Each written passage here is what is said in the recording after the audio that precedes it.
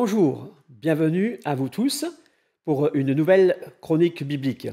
Et je suis encore très heureux d'être accueilli par Michel qui me reçoit chez lui. Michel, je crois que tu as des questions à me poser. Bien sûr Thierry. Bonjour Thierry et bonjour aussi le public. Merci d'être au rendez-vous pour cette chronique. Donc aujourd'hui, je viens encore vers toi Thierry parce que j'ai des questions. Bien Michel. Donc cette question en fait c'est venant des témoins de Jéhovah. Ils enseignent que Jésus-Christ en tant qu'homme existait depuis le commencement parce qu'il se réfère en utilisant les passages dans Proverbes chapitre 8 versets 22 jusqu'à 31. Donc, on va lire ces passages pour nous situer dans la discussion. Donc, la Bible nous dit ici, dans Proverbes, chapitre 8, à partir du verset 22 au 31, « L'Éternel m'a acquise au commencement de ses voies, avant ses œuvres les plus anciennes. J'ai été établi depuis l'éternité, dès le commencement, avant l'origine de la terre. Je fus enfanté quand il n'y avait point d'abîme, point de source chargée d'eau. Avant que les montagnes soient affermies, avant que les collines existent, je fus enfanté. Il n'avait encore fait ni la terre, ni les campagnes, ni les premiers automnes de la poussière du monde. Lorsqu'il déposa les cieux, j'étais là. Lorsqu'il traça un cercle à la surface de l'abîme, lorsqu'il fixa les nuages en haut et que les sources de l'abîme jaillirent avec force, lorsqu'il donna une limite à la mer pour que les eaux n'en franchissent pas les bords, lorsqu'il posa les fondements de la terre, j'étais à l'œuvre auprès de lui et je faisais tous les jours ses délices, jouant sans cesse en sa présence, jouant sur le globe de la terre et trouvant mon bonheur parmi les fils de l'homme. » Donc voilà le verset, le passage biblique qu'ils utilisent pour confirmer et affirmer que Jésus-Christ était déjà là depuis le commencement. Oui, c'est une bonne question et on n'a rien contre nos amis les témoins de Jéhovah. Toutefois, il faut bien regarder à ce que la Bible dit. Et un premier réflexe que l'on doit avoir, c'est de situer le passage, parce que là, on a pris juste quelques versets, mais tout le chapitre en lui-même parle de quoi? De quoi est-ce qu'il parle? C'est nous annoncé depuis le début, on nous dit que c'est la sagesse. Exact. Et donc, c'est la sagesse qui est en train de parler. Et donc, la première logique et la première des choses qu'on pourrait se dire, bien non, ce n'est pas Jésus-Christ, il s'agit de la sagesse. Et est-ce qu'on peut confondre l'un avec l'autre? Je ne crois pas. Ici, il s'agit surtout d'un procédé littéraire qu'on appelle la personnification, où la sagesse, elle nous est présentée comme étant quelqu'un. Et curieusement, ici, il s'agit d'une femme. Et je ne crois pas que notre Dieu, qui est un Dieu d'ordre, ferait la confusion entre un homme et une femme.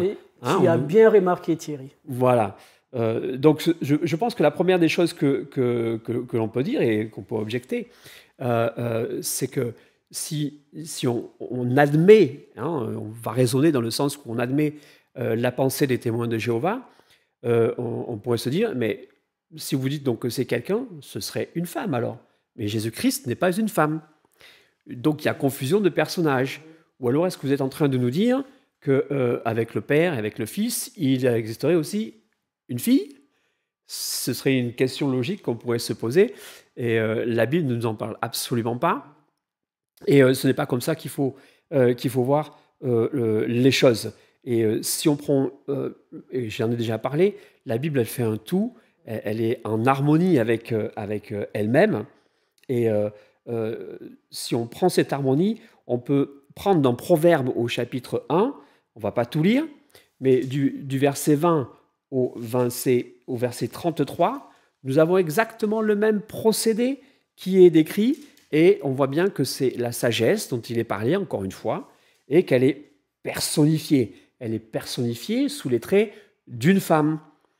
Et Jésus-Christ, jusqu'à preuve du contraire, était un homme et il n'était pas une femme. Alors il faut faire attention lorsqu'on prend des versets comme ça et de ne pas se tromper et de, par exemple, projeter, comme je l'ai fait en supposition, que la sagesse, ce serait aussi une divinité. Non, non, non. Personnifier quelque chose, c'est pas en faire aussi une divinité. Bien sûr, là, la Bible nous montre qu'elle était là dès le commencement, avant même que Dieu ait fait le premier atome. Mais qu'est-ce que ça veut dire? Ça veut simplement dire que là, on nous décrit une façon de faire l'univers où Dieu avait déjà tout pensé avant. Hein, et on sait que notre Dieu est un Dieu d'ordre et qu'il ne fait pas les choses comme ça au hasard. Il a fait de manière très, très organisée.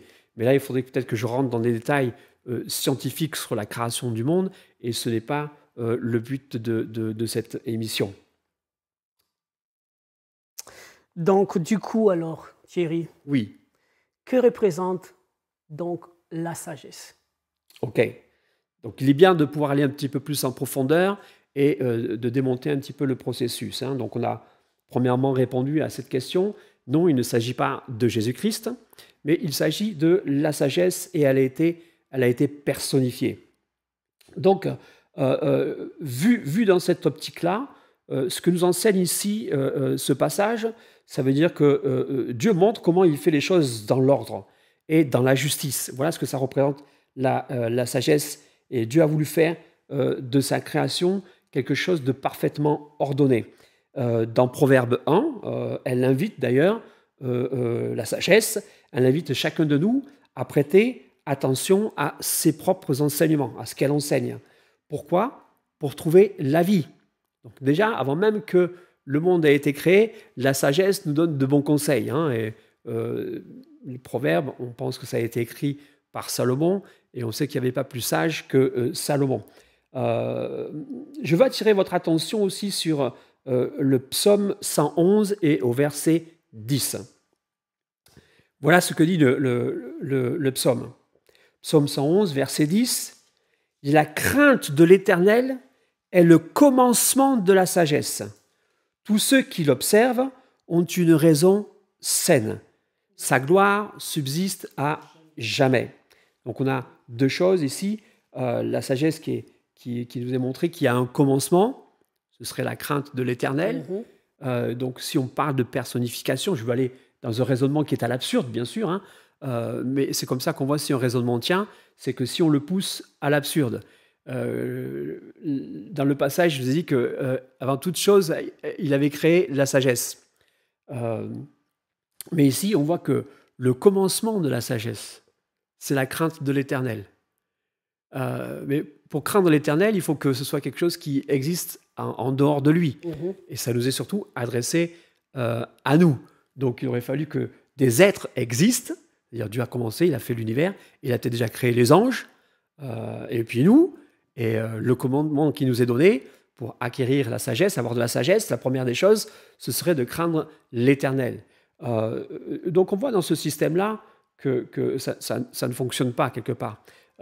Ou si on y rentre, on ferait de la sagesse un demi-dieu, ou on ferait de la sagesse quelqu'un de presque un dieu. Mais quelque part, ça ne fonctionne pas, ça ne peut pas être possible. La Bible nous dit qu'il n'y a qu'un seul Dieu. Ça, c'est le fondement de notre écriture, c'est le fondement de ce en quoi on croit. Il n'y a qu'un seul Dieu. La sagesse, donc, ne peut pas être un Dieu à côté de Dieu. Ou elle ne peut pas être un personnage qu'on divinise et qu'on ferait comme étant peut-être un demi-dieu. Vous pouvez utiliser le langage des témoins de Jéhovah, ce en quoi, bien sûr, nous, on s'oppose, bien sûr. Ils pensent que Christ est un petit Dieu. Donc, ça nous gêne à nous, quelque part, parce que le langage de la Bible, c'est un seul Dieu. Et si on prend ce langage-là, un petit Dieu ou un demi-dieu, ça ferait un autre Dieu ou une autre divinité. Et la Bible nous encourage d'avoir qu'un seul Dieu, d'adorer qu'un seul Dieu. Exact. Donc on ne peut pas adhérer à ce genre de choses et prendre ce passage pour prouver que Christ existait déjà à côté de Dieu, déjà au départ de l'univers, surtout qu'il pense que c'est un homme. comment l'homme pouvait-il exister?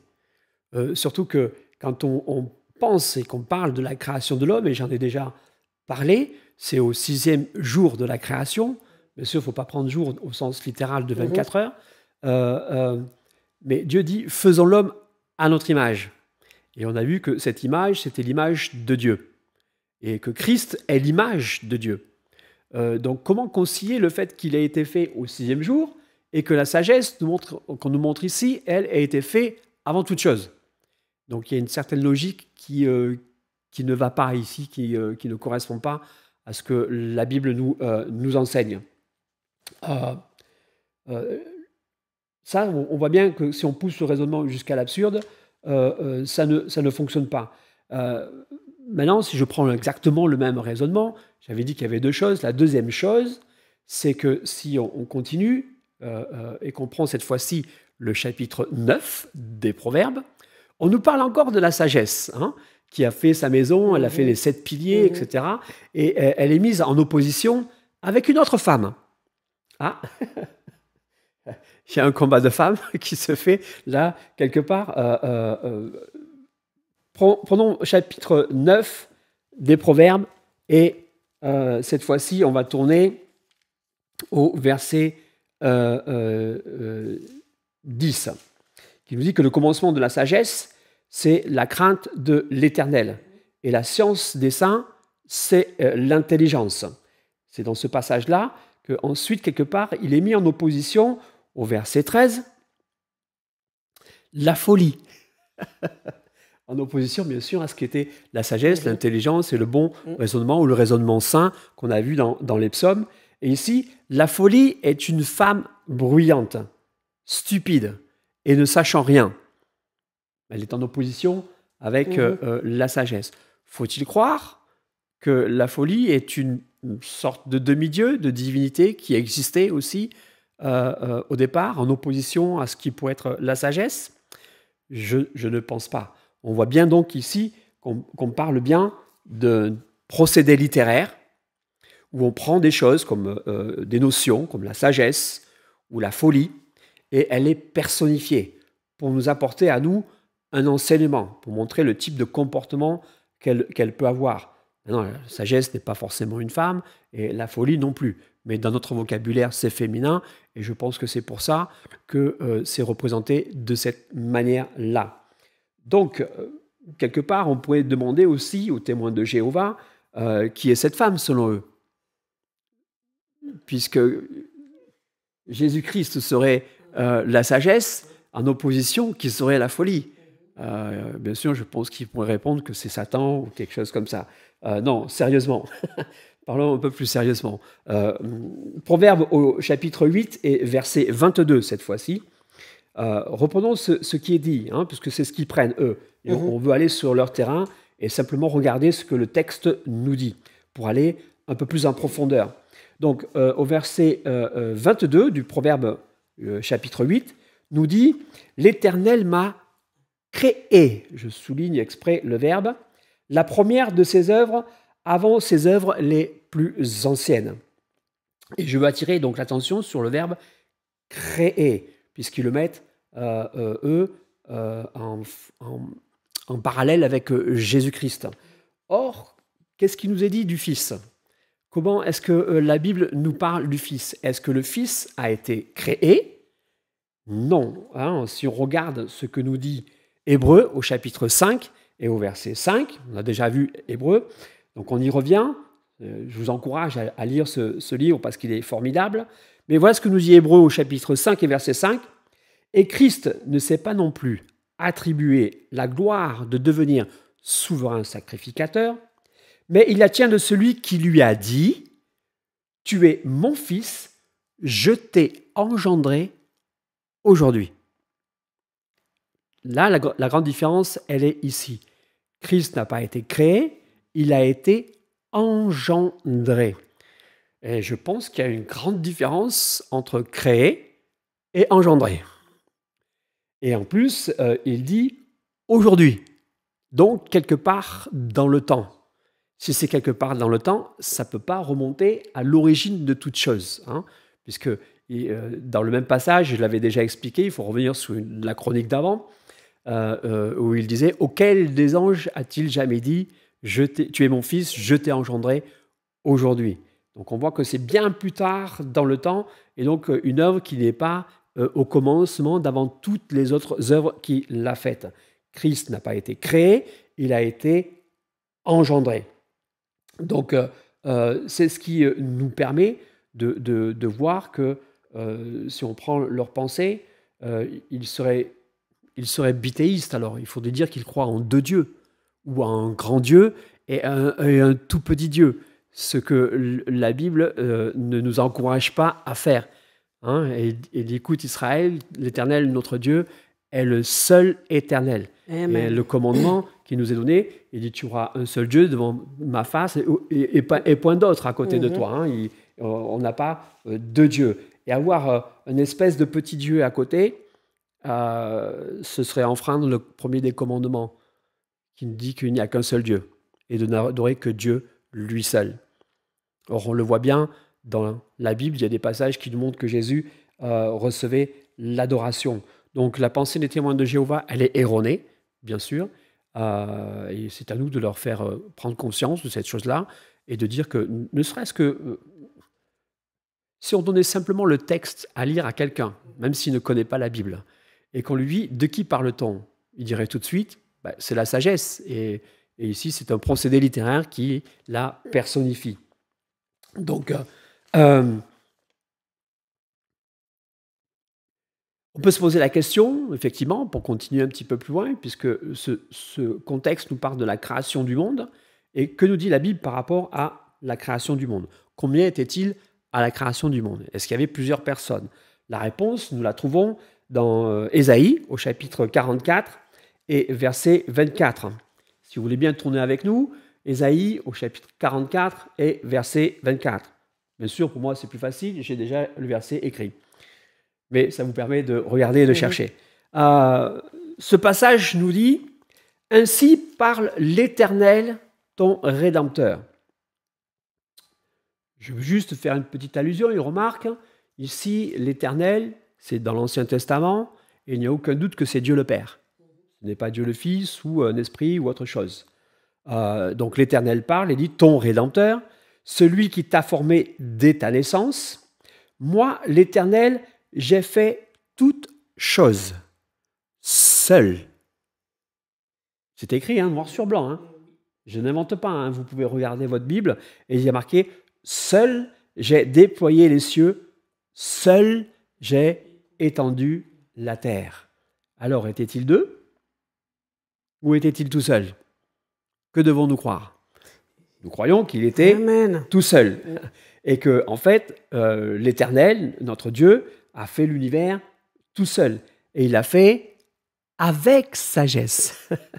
C'est tout simplement ce qu'il veut dire. Que lorsqu'il a fait l'univers, il n'a pas fait quelque chose de chaotique, qui n'a aucun sens. Il a fait quelque chose qui a du sens et qui manifeste un certain ordre. Pour ça qu'on peut regarder le ciel et s'émerveiller et voir la main de Dieu dans tout ce qu'il a créé. Et bien sûr, si on prend l'harmonie de la Bible et la pensée biblique, tout ce qu'il l'a fait, il l'a fait, lui qui est dans l'éternité, il l'a fait en pensant déjà au fait qu'il allait venir. Il savait toutes choses, hein, dans son omniscience, il savait comment les choses allaient se passer et il avait prévu de venir lui-même. Dans Colossiens, on a déjà vu ce verset, mais on va le reprendre, au chapitre 1, versets 15 et 16. On va mettre les deux ensemble. La dernière fois, j'avais pris juste le 15. Là, on met les deux ensemble. Ce passage nous dit, en parlant de Christ, il est l'image du Dieu invisible, le premier-né de toute la création. Car en lui, en Christ, ont été créées toutes les choses qui sont dans les cieux et sur la terre, les visibles et les invisibles, trône, dignité, domination, autorité, tout a été créé par lui et pour lui. Ou là c'est un contre-pied un petit peu de ce qu'on a vu dans Jean 10, 30, où Jésus dit « Moi et le Père sommes un ». Là, c'est comme s'il disait le Père et Jésus, c'est un. C'est-à-dire que quand il dit que tout a été créé par lui, c'est-à-dire le Père, et pour lui, c'est-à-dire le fait qu'il allait venir. Comment est-ce qu'il a créé le monde et pourquoi est-ce qu'il a créé ainsi? Il a fait le ciel, il a fait les étoiles, et au sommet de la création, il a dit « Je vais faire quelque chose qui me ressemble ». Et j'en avais parlé, il a convoqué tout le monde, et il a dit « Faisons l'homme à notre image ». Et son image, c'était lui qui devait venir. Mais le premier Adam qu'il a fait n'a pas correspondu, puisqu'il a péché, et il a fallu qu'il réintroduise encore une fois, ou comme dit la Bible, de nouveau, Adam dans le monde. Et cet Adam qui devait venir et qui, lui, serait parfait, c'est lui-même. Hein, on a vu plusieurs passages où il dit « Je viens, moi-même, ton Dieu arrive et il vient ». Donc, ici, dans ce passage, on peut dire que lorsque tout a été créé par lui, le Père, et pour lui, en tant que son incarnation, Jésus-Christ. C'est la seule et unique et même personne. Proverbe au chapitre 3 et au verset 19. Je voudrais terminer ce passage, cette explication par ce passage. C'est par la sagesse que l'Éternel a fondé la terre. C'est par l'intelligence qu'il a affermi les cieux. Amen. Amen. Voilà. Merci Thierry. Je t'en prie, Michel. Merci Thierry pour cet éclaircissement. Donc ça m'amène encore à te poser une nouvelle question, toujours venant du témoin de Jéhovah, parce qu'il prend aussi ces passages dans l'Apocalypse, chapitre 1, verset 1, en disant qu'il y a deux personnes ici, parce qu'il y a Dieu le Père qui donne une révélation au Fils de Jésus-Christ. Donc, explique-nous, qu'est-ce que tu peux nous apporter comme éclaircissement sur ce passage. Oui. Merci Thierry. Alors, la première des choses, c'est qu'on va lire ensemble ce passage. Donc, Apocalypse, chapitre 1 et verset 1. Dans la version Louis II, il est écrit « Révélation de Jésus-Christ que Dieu lui a donnée pour montrer à ses serviteurs les choses qui doivent arriver bientôt et qu'il a fait connaître par l'envoi de son ange à son serviteur Jean. » Effectivement, si on prend le passage comme ça et qu'on le lit littéralement, on aurait l'impression de voir Dieu qui donne la révélation à Jésus-Christ. Et je pousserai, moi, le raisonnement à l'absurde pour voir si ça fonctionne. Et je me dis, pourquoi est-ce qu'il voit de Dieu alors qu'une troisième personne intervient? Puisque Jésus-Christ ensuite envoie son ange. Donc je me dis, tiens, ils ont manqué peut-être l'occasion de prouver la Trinité. Puisqu'on se retrouverait ici avec trois personnes. Mais ce n'est pas le cas. Il faut comprendre que l'Apocalypse peut être troublant parce que c'est un livre qui est plein d'images, plein de représentations comme ça, et qui peuvent nous perturber et nous troubler, et ça j'en conviens. Mais quand on connaît et qu'on a la connaissance des choses, je pense qu'on peut arriver à tout remettre vraiment en place. Parce que, comme on le dit souvent, il ne faut pas juste prendre un verset et le tirer et on se dit « Ah, ben là, ils sont trois ». Non, le verset fait partie de tout un ensemble et cet ensemble, il doit être cohérent avec l'ensemble de la Bible. Donc, si je veux aller un petit peu plus loin, excusez-moi, je tourne ma page, ça fait un peu de bruit. Ne nous limitons pas. On peut se dire qu'il pourrait y avoir trois personnes, et comment en fait cela fonctionne? N'oublions pas que lorsqu'on parle de Dieu le Père, lui, il intervient dans tout ce qui est en dehors du temps. Il est dans l'éternité, il est l'éternel, c'est pour ça qu'on l'appelle l'éternel. Donc il voit toutes choses, il ne se limite pas simplement à la période de temps où nous, on existe, etc. On l'avait vu quand je parlais de la double nature de Jésus-Christ, puisque la divinité habite corporellement en lui, on a déjà vu ce verset. Donc en Christ, il y a deux choses. Il y a la divinité et il y a l'humanité. Et en tant qu'être humain, il ne sait pas toutes choses. Il y a des choses qu'il ne sait pas. On a un verset dans Matthieu, un verset qui nous dit, Matthieu au chapitre 24 et au chapitre 24 et verset 36, où Jésus parle et nous dit « Pour ce qui est du jour et de l'heure, personne ne le sait, ni les anges des cieux, ni le Fils, mais le Père seul. » On pourrait se poser la question, comment ça fait que Jésus-Christ lui-même ne sait même pas quand est-ce qu'il revient? Tout simplement parce que c'est sa part d'humanité. Et que en tant qu'humain, il n'a pas cette façon de discerner les choses dans le temps, si ce n'est qu'elle ne peut lui être donnée que par Dieu lui-même. Dieu, ici, là, est en train de dire « Moi seul, je suis le maître du temps et de ce qui se passe et des révélations qui sont à venir. » Voilà pourquoi il dit que le Père seul sait ces choses-là, parce que c'est le seul être qui voit tout dans le temps. Là, ça nous parle en fait de l'omniscience de Dieu en tant que Père.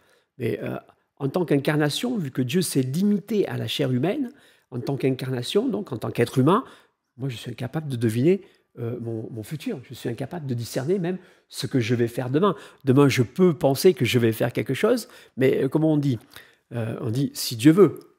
Ah oui. Si Dieu veut, demain, j'écouterai l'émission que je suis en train de faire. Et je pense que c'est la volonté de Dieu, bien sûr. Mais c'est pour montrer qu'on est incapable, nous, de voir dans le futur. Mais Dieu, qui est le Père, lui, voit dans le futur. Et donc, les révélations qu'il a et qu'il pourrait, il les a transmises. Et ici, c'est dans l'Apocalypse, c'est quelque chose de très particulier, puisque ça concerne toute la fin des temps. Il donne donc cette révélation, c'est-à-dire que quelque part, il autorise Jésus-Christ à donner cette révélation à ses serviteurs. Et comment il le fait? En vision. Et dans cette vision, il apparaît, c'est-à-dire Christ apparaît, mais d'une certaine manière. C'est son ange, comme il dit, c'est son ange qui l'envoie. En fait, c'est lui-même. Et on voit que la description qui nous est faite de Jésus-Christ ensuite, on n'a jamais vu Christ comme ça. Il apparaît d'une manière telle que Jean est obligé de se prosterner devant et presque il ne reconnaît pas qui est cet être qui lui parle. Et on reprend le contexte de l'Apocalypse, chapitre 1, verset 8. Il nous dit « Je suis l'alpha et l'oméga, dit le Seigneur Dieu, celui qui est, qui était et qui vient, le Tout-Puissant. » Pourquoi était? Est-ce qu'il est disparu quelque part? Et en fait, on voit bien que c'est Jésus-Christ en fait qui parle et de ce qu'il était. Il était avant, il est et il viendra ensuite. Apocalypse, il faut prendre Apocalypse encore, chapitre 1, versets 17 à 18, où Jésus-Christ parle, dit « Je suis le premier et le dernier, et le vivant. J'étais mort, et voici, je suis vivant au siècle des siècles. » C'est presque une paraphrase de ce qui a été dit avant. Je suis l'alpha et l'oméga, celui qui est, qui était et qui vient. Tu vois? Là où je veux venir, c'est que quelque part là, ici, on dit que c'est Dieu qui parle, le Tout-Puissant, et c'est exactement les mêmes mots qui sont dans la bouche de Jésus-Christ dans l'apparition qu'il a. Apocalypse 1,7, c'est-à-dire un petit peu avant, on nous parle de l'apparition de Christ. Il dit « Voici, il vient avec les nuées, et tout œil le verra, même ceux qui l'ont percé. » Amen. Qu'est-ce qui a été percé? Jésus-Christ. Jésus-Christ. Et ça, c'est le verset 7. Et au verset 8, il dit « Je suis l'alpha et l'oméga ». Et il n'y a pas de différence entre l'enchaînement du verset 7 au verset 8. Donc, on voit bien que c'est Jésus-Christ qui parle et qui finalement dit « Je suis l'alpha et l'oméga ». Dit le Seigneur Dieu, le Tout-Puissant. C'est exactement le même. C'est exactement le même. Sauf que là, il est glorifié et il connaît toutes ces choses en tant que Dieu Tout-Puissant. Dans Apocalypse 21, on saute pas mal de chapitres, voici comment nous parle aussi le Christ. Apocalypse 21 et au verset 6, « Et il me dit, c'est fait, je suis l'alpha et l'oméga, le commencement et la fin. À celui qui a soif, je donnerai de la source d'eau de la vie gratuitement. » Donc ici, Christ s'identifie carrément à Dieu le Père, en disant « Je suis l'alpha et l'oméga, le commencement et la fin. Donc il n'y a pas plusieurs personnes, mais il n'y a qu'une seule personne qui est montrée ici, sauf que la perspective dans laquelle les choses nous sont montrées ne sont pas les mêmes. Lorsque c'est Dieu, on nous montre Dieu le Père, il est celui qui est omniscient et qui est en dehors du temps. Il est en dehors du temps et donc il sait toutes choses. Il sait le début et il sait exactement la fin de toutes choses. Et là, il veut montrer à son serviteur, Jean, les choses qui sont à venir. Et donc cette connaissance, il la transmet à celui qui en est le responsable, c'est-à-dire Jésus-Christ, puisqu'il représente l'humanité. Et que là, on nous parle de l'avenir de l'humanité et de celui qui doit venir dans le monde. Parce que Jésus-Christ revient avec les nuées et il sera roi sur toute la terre, avant qu'il retrouve et qu'il donne tout à celui qui lui a tout donné.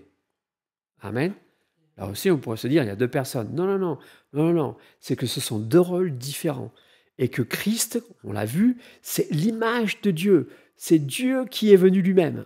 C'est l'Emmanuel, Dieu parmi nous. Voilà pourquoi le Père qui sait toutes choses transmet cette connaissance et autorise Christ à dévoiler. Dévoiler, c'est-à-dire Apocalypse. Puisqu'Apocalypse, ça veut dire dévoilement, dévoiler les choses. Voilà pourquoi on a un petit peu ce langage qui est un petit peu comme ça, qui nous paraît compliqué, mais il n'y a pas deux personnes ici, il n'y a pas trois personnes ici, c'est une seule et même personne. Mais c'est une vision qu'il a et qui nous montre de manière très symbolique et spirituelle les choses qui sont là. Je veux finir avec simplement ce verset, Apocalypse 21, 7. « Celui qui vaincra héritera ces choses. Je serai son Dieu et il sera mon fils. » C'est Jésus-Christ qui parle. C'est Jésus-Christ qui parle. Et à la fin, il dit à celui qui vaincra, je serai son Dieu et il sera mon fils. C'est la gloire qui nous attend. C'est la gloire qui nous attend, Michel. C'est qu'un jour, lorsque Dieu aura mis fin à toutes ces choses et que nous serons dans l'éternité, cette fois-ci, il n'y aura plus besoin de l'œuvre de rédemption de Jésus-Christ parce que tout sera déjà accompli et Christ sera la lumière, notre lumière. Il n'y aura plus de soleil. Lui, il va briller et il sera notre Dieu. Jésus-Christ est notre Dieu. Et si nous persévérons jusqu'au bout, nous serons son fils, chacun d'entre nous. Chacun d'entre nous, on sera les fils de Dieu. Amen. Amen. Alléluia. Dieu soit glorifié dans toutes ces choses-là. J'espère que tous ces développements vous ont bien aidé à comprendre des passages qui sont parfois difficiles ou qui peuvent poser problème. Et Michel, bien, je m'attends encore à toi. Je suis sûr que tu vas avoir encore plein de questions à nous poser. Et je serai ravi de revenir chez toi. Merci Thierry. Merci beaucoup. Merci à vous tous aussi. Effectivement, on se retrouvera à la prochaine fois parce que des questions, il y en a toujours. Et c'est pour nous enrichir, pour nous édifier, pour notre connaissance, afin que chacun de nous puisse connaître la vérité. Et merci à Thierry, merci au public, à toi Thierry. Et je veux dire aussi merci à toute l'équipe technique qui fait en sorte que tout se déroule comme il faut. Merci. Amen. À la prochaine fois. À la prochaine fois.